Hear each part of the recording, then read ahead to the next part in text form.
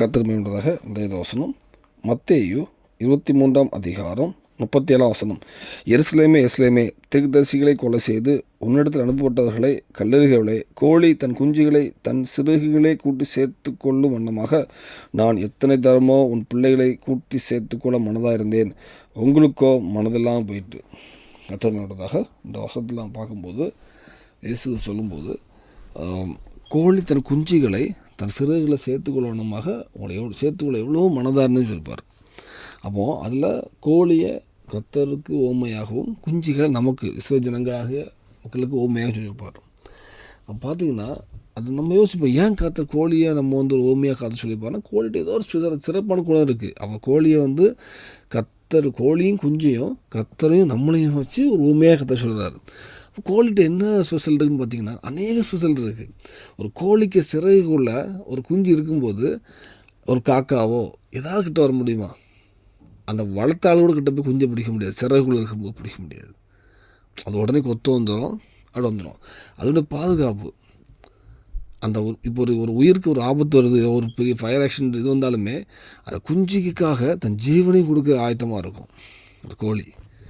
இப்படி அநேக காரியங்கள் சொல்லலாம் அந்த வேலையில்.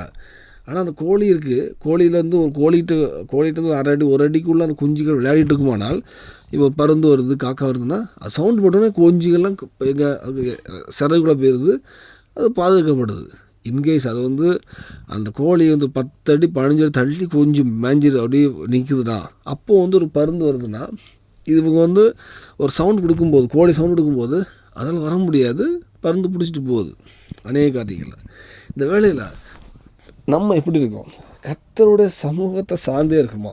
கர்த்தருடைய சமூகம் சொல்லும்போது தேவாலயம் சர்ச்சுக்கு போகிற சர்ச்சும் தேவ சமூகம் தான்.